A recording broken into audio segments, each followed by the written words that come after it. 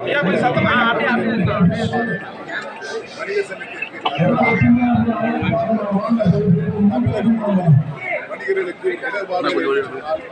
பிரச்சனைகள் என்று சொன்னால் 24 மணி நேரம், அது இரவு பகல் நடுப்பகல் என்பெல்லாம் கணக்கு கிடையாது.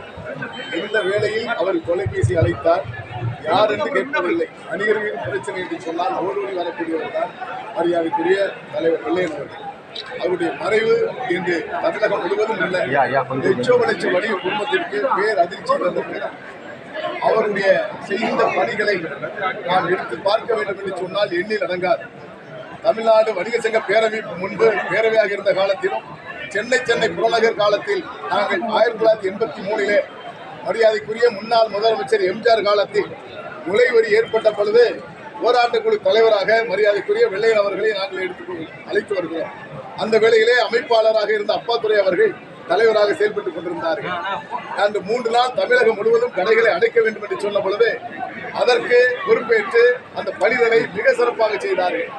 தமிழகம் முழுவதும் 3 நாள் கடை அடைத்து அந்த நுழைவரி தடுத்து நிறுத்தப்பட்டது என்று சொன்னால் அதற்கு முக்கிய காரணம் பொறுப்பேற்றவர் மரியாதைக்குரிய வெள்ளையன் அவர்கள்.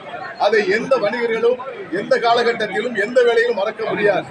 ஆகவே அவருடைய இழந்து வாழுகின்ற அவருடைய குடும்பத்தார், அவரை சார்ந்த நிர்வாகிகள் அனைவருக்கும் தமிழ்நாடு வணிகத்துறை பேரமைப்பின் சார்பாக எங்கள் உள்ளபூர்வமான இரங்கலையும் வருத்தத்தையும் தெரிவித்துக் கொள்கிறோம்.